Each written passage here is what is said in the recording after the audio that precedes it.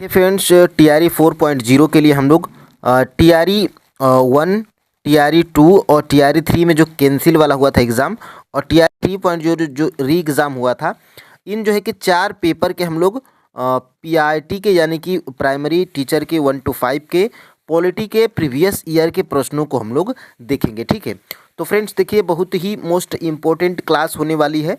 देखिए फ्रेंड्स, आप जो है कि किसी भी एग्ज़ाम की तैयारी करते हैं तो सबसे पहले आपको प्रीवियस ईयर जो है कि देखना ज़रूरी होता है। ठीक है, तो यहाँ पर सबसे पहले हम लोग टीआरई 3.0 री एग्ज़ाम पीआईटी के प्रश्नों को करेंगे। फिर उसके बाद जो है कि यहाँ पर देखिएगा 86 नंबर का जो है कि प्रश्न हमारा क्या है, निम्न में से कौन भारतवर्ष के प्रथम निर्विरोध एवं सर्वसम्मति से निर्वाचित राष्ट्रपति हुए थे। ठीक है, तो देखिए फ्रेंड्स, इसमें से जो है कि नीलम संजीव रेड्डी, नीलम संजीव रेड्डी फ्रेंड्स, ये जो है कि ऐसे जो है कि राष्ट्रपति थे जो कि प्रथम निर्विरोध चुने गए थे।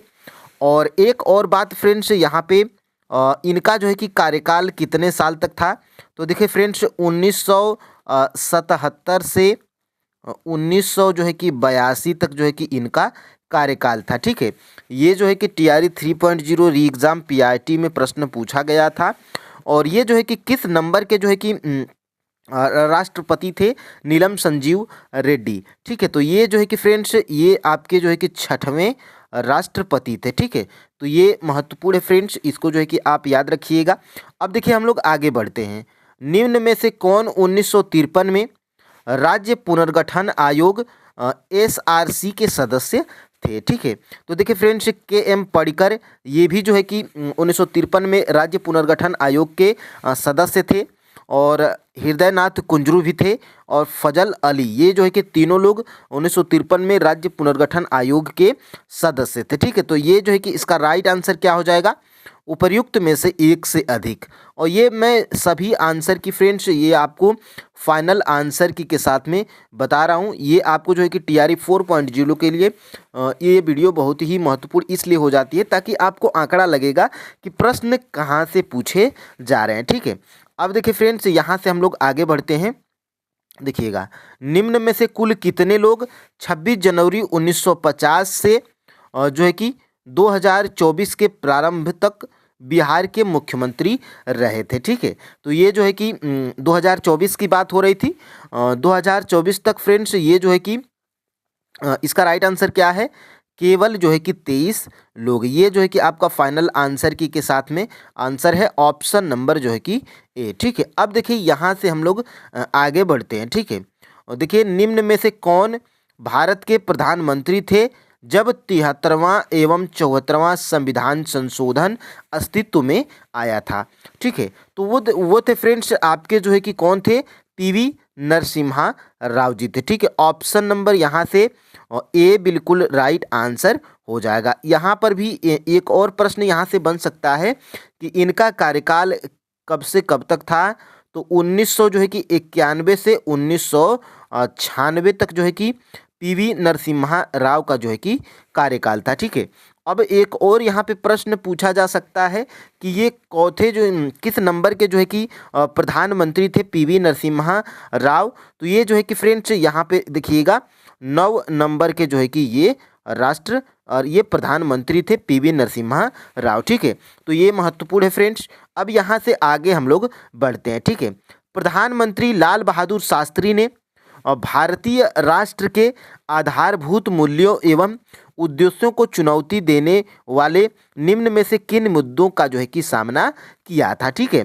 तो ये जो है कि फ्रेंड्स देखिएगा, ये जो है कि इसका राइट आंसर क्या है, उपर्युक्त में से एक से अधिक इसका राइट आंसर है, क्योंकि ये जो है कि तीनों ऑप्शन आपका जो है कि सही है। ठीक है, और यहाँ पे फ्रेंड्स आगे हम लोग बढ़ते हैं। यहाँ से 142 नंबर का प्रश्न क्या पूछा गया था, देखिएगा यहाँ से, निम्न में से किस संविधान संशोधन ने भारत न्यायपालिका को संसद के अधीन बना दिया था। मोस्ट इम्पोर्टेंट प्रश्न है फ्रेंड्स, क्योंकि ये बहुत बार एग्जाम में जो है कि पूछा जा चुका है। ठीक है, तो यहाँ से फ्रेंड्स देखिएगा इसका राइट आंसर क्या है, वो 42वां संविधान संशोधन है। ठीक है, ऑप्शन नंबर यहाँ से ए बिल्कुल राइट आंसर हो जाएगा।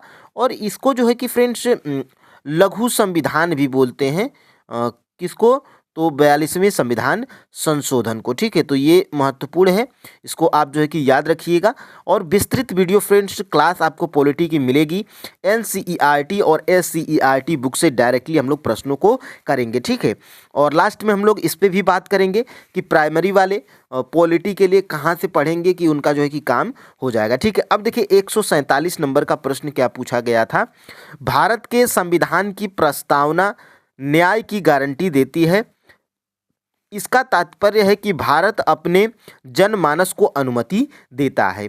ठीक है, तो इसका राइट आंसर फ्रेंड्स देखिएगा, ऑप्शन नंबर बी है, कुछ मूल अधिकार रखने के लिए। ठीक है, ये फाइनल आंसर की में ऑप्शन नंबर यहाँ से बी बिल्कुल राइट आंसर हो जाएगा। देखिए फ्रेंड्स, ये क्लास लेने का मतलब ये मेरा ये है कि आप जो है कि प्रीवियस ईयर के प्रश्नों से रूबरू हो जाइए।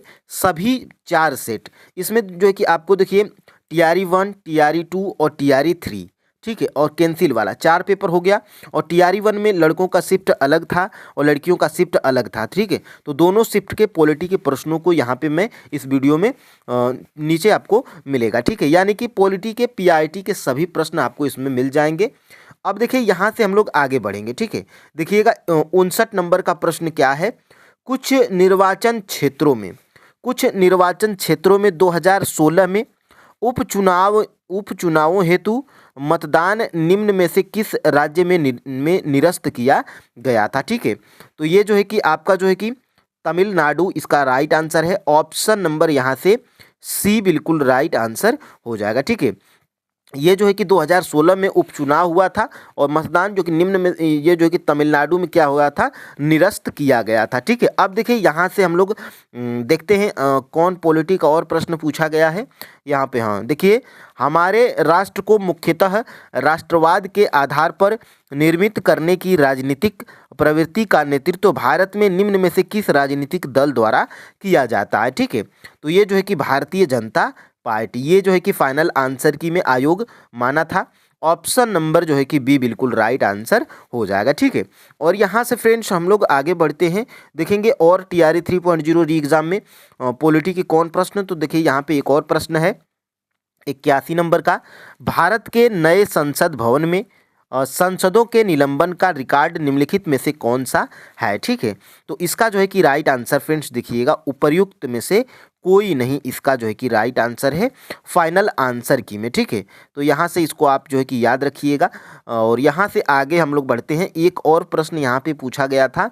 देश में मतदाता सत्यापित कागज लेखा परीक्षण विचारण वीवीपीएटी निम्न में से किस वर्ष अस्तित्व में आया था। ठीक है, तो ये जो है कि 2013 में फ्रेंड्स अस्तित्व में आया था। ऑप्शन नंबर यहाँ से ए बिल्कुल राइट आंसर हो जाएगा। ठीक है, तो यहाँ से फ्रेंड्स आप जो है कि टीआरई 3.0 जो री एग्ज़ाम हुआ था पीआईटी का, ये आप पॉलिटी के सभी प्रश्नों को कर चुके हैं। ठीक है, अब हम लोग जो है कि क्या करेंगे, तो अब हम लोग टीआरई 3.0 जो कैंसिल वाला एग्ज़ाम हो गया था, जो मार्च में हुआ था, मार्च 2024 में। ठीक है, तो उसको हम लोग यहाँ पे देखेंगे, जो रद्द हो गया था, पेपर जो है कि लीक हो गया था। देखिए पटना जिले के अंतर्गत कितने विधानसभा निर्वाचन क्षेत्र हैं। ठीक है, तो पटना जिले के अंतर्गत फ्रेंड्स यहाँ पे जो है कि 14 जो है कि विधान सभा निर्वाचन क्षेत्र है। ठीक है, तो ऑप्शन नंबर यहाँ से सी बिल्कुल राइट आंसर हो जाएगा। ठीक है, देखिए जैसे जैसे हमें पेपर मिला है वैसे फ्रेंड्स मैं आपको जो है कि सामने रखा हूँ, इसमें जो है कि टिक कर दिया गया था, क्योंकि कैंसिल वाला पेपर मुझे जो है कि थोड़ा लेट मिला था। ठीक है, देखिए 75 नंबर का, भारत ने एक मजबूत केंद्र के साथ संघीय प्रणाली का विचार उधार लिया। यानी कि भारत एक मजबूत केंद्र के साथ संघीय जो प्रणाली है इसका विचार उधार लिया था। कहाँ से, तो ये जो है कि कनाडा के संविधान से लिया गया था। ठीक है, तो ऑप्शन नंबर यहाँ से ए बिल्कुल राइट आंसर हो जाएगा। ठीक है, अब देखिए यहाँ से हम लोग आगे भी बढ़ते हैं। ठीक है, देखिएगा राज्यसभा का सदस्य बनने के लिए आवश्यक न्यूनतम आयु क्या होना चाहिए, तो 30 वर्ष होना चाहिए। ऑप्शन नंबर यहाँ से सी बिल्कुल राइट आंसर हो जाएगा। और ये महत्वपूर्ण भी है और जितना आसान है फ्रेंड्स, ये जो है कि एग्ज़ाम में सभी प्रश्न जो है कि हार्ड लगने लगते हैं। ठीक है, अब देखिए यहाँ से संविधान का कौन सा अनुच्छेद अस्पृश्यता मोस्ट इम्पोर्टेंट अनुच्छेद है। बहुत बार एग्जाम में जो है कि पूछा जा चुका है, ठीक है। तो ये आप जो है कि याद रखिएगा।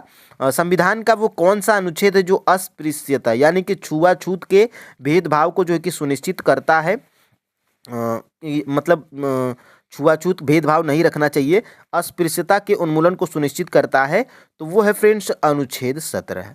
ऑप्शन नंबर यहाँ से जो है कि सी बिल्कुल राइट आंसर हो जाएगा, ठीक है। तो ये महत्वपूर्ण है और इसको आप जो है कि याद रखिएगा। अब देखिए यहाँ से भारत के नए संसद भवन को जो है कि देश को कब समर्पित किया गया था, ठीक है। तो जो भारत का जो है कि नया संसद भवन जो बना है वो देश को कब समर्पित किया गया था, तो देखिए 28 मई 2023 को ये समर्पित किया गया था। वैसे तो ये करंट अफेयर्स का प्रश्न है, लेकिन ये जो है कि आपके जो है कि राजनीतिक से संबंधित है, और ये जो है कि अभी हमारा जो है कि नया में जो है कि नया संसद भवन बना है, तो ये जो है कि डेट पूछा जा सकता है, उसमें कोई दो राय नहीं है। और ख़ास तौर से ये प्रीवियस ईयर का प्रश्न है, इसलिए हम लोग जो है कि इसको देख रहे हैं, ठीक है। अब देखिए यहाँ से हम लोग आगे बढ़ेंगे।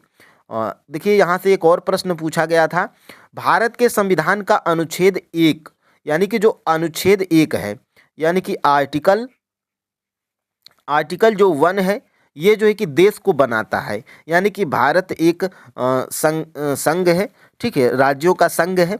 ये जो है कि अनुच्छेद 1 बताता है, ठीक है। तो ये महत्वपूर्ण है, यहाँ से इसको आप जो है कि याद रखिएगा। ऑप्शन नंबर यहाँ से बी बिल्कुल राइट आंसर हो जाएगा, ठीक है। अब देखिए यहाँ से हम लोग फ्रेंड्स आगे बढ़ते हैं।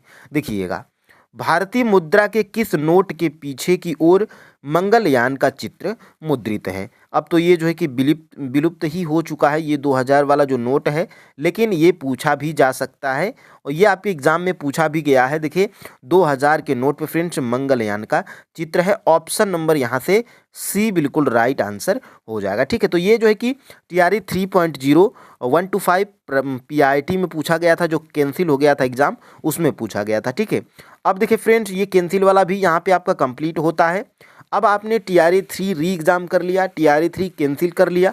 अब आप जो है कि यहाँ पे क्या करेंगे, TRE 2.0 PIT 1 to 5 के पॉलिटी के प्रश्नों को हम लोग करेंगे, ठीक है। देखिए 98 नंबर का प्रश्न है, ठीक है। देखिए अंतरिम सरकार में डॉक्टर राजेंद्र प्रसाद के पास कौन सा विभाग था, ठीक है।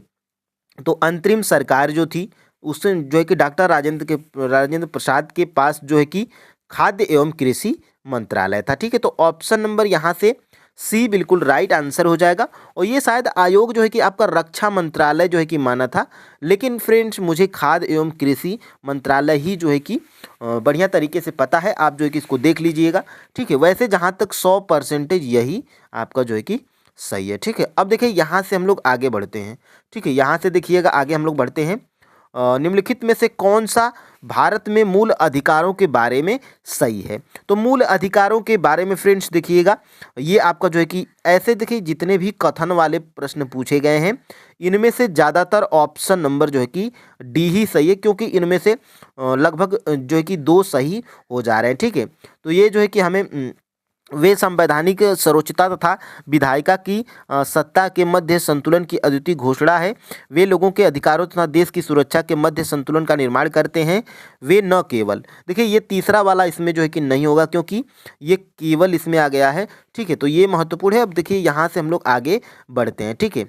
और यहाँ से देखिएगा अपराधों की दोष सिद्धि के संबंध में भारतवर्ष के अंतर्गत निम्नलिखित में से कौन सा कथन सही है, ठीक है। तो 106 का यहाँ पे इसका भी जो है कि डी राइट आंसर है, क्योंकि इसमें जो है कि तीनों आपका यहाँ पे सही है, ठीक है। अब देखिए यहाँ से हम लोग आगे बढ़ते हैं, ठीक है। 107 और 108 नंबर का प्रश्न है, ठीक है। देखिए भारतवर्ष में संघवाद के संदर्भ में निम्नलिखित में से कौन सा कथन सत्य है, ठीक है। तो इसका जो है कि राइट आंसर क्या है, ऑप्शन नंबर जो है कि ये बिल्कुल राइट आंसर है। एक अर्ध संघीय राज्य देश के अंतर्गत भारतीय संघवाद का परिणाम है, ठीक है।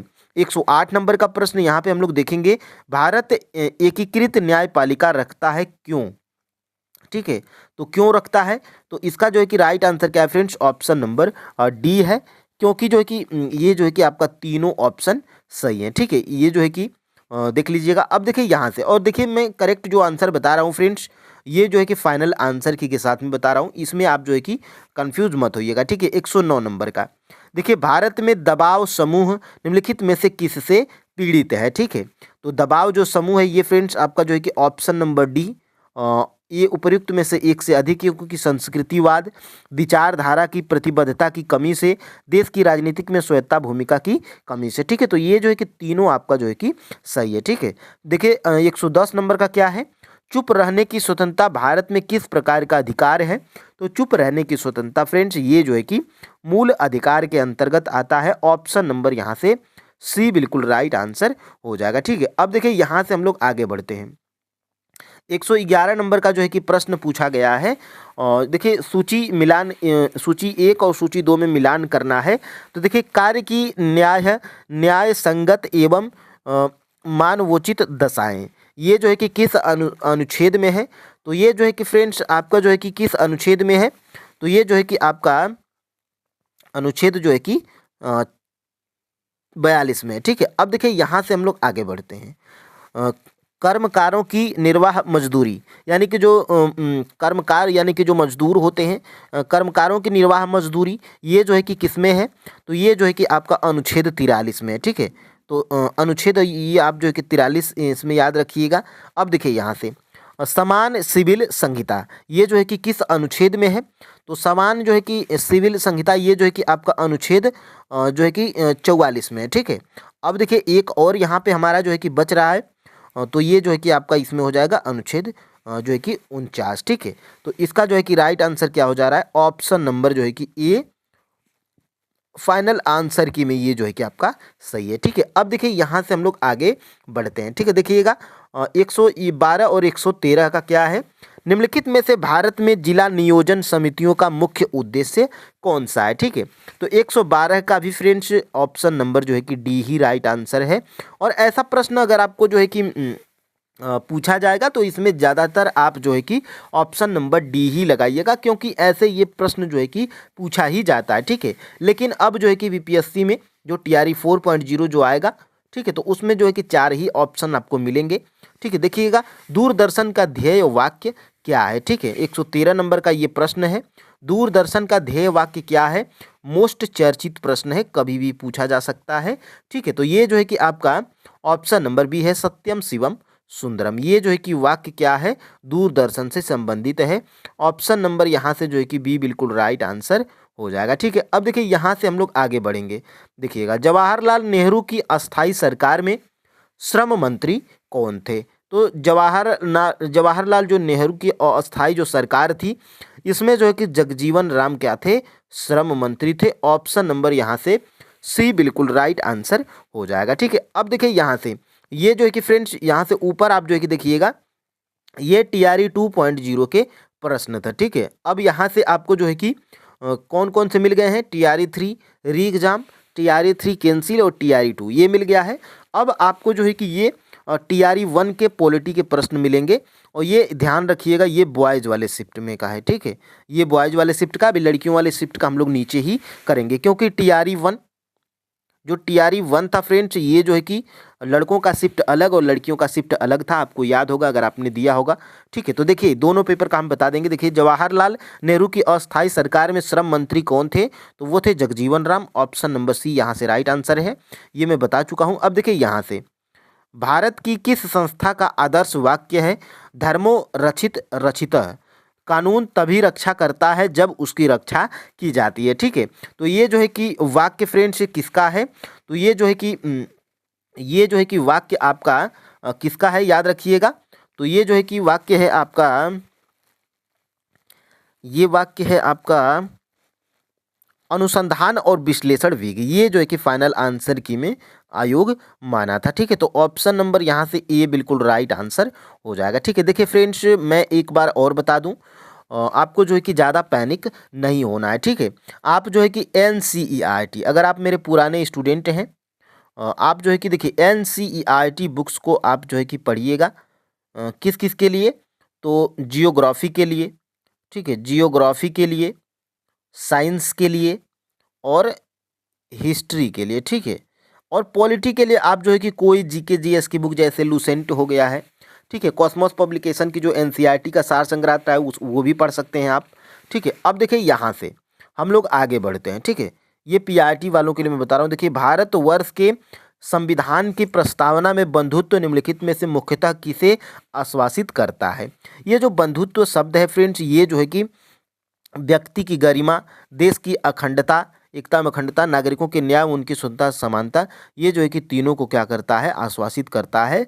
ऑप्शन नंबर यहाँ से डी बिल्कुल राइट आंसर हो जाएगा, एक से अधिक। ठीक है, अब देखिए यहाँ से हम लोग आगे बढ़ते हैं। भारत की जो है कि 2011 की जनगणना के अनुसार बिहार की कुल महिला साक्षरता दर, तो इसका राइट आंसर क्या है? ऑप्शन नंबर जो है कि ई राइट आंसर है। क्यों? क्योंकि जनगणना 2011 के अनुसार जो है कि 51.5% या हाँ, ये 51.5% है।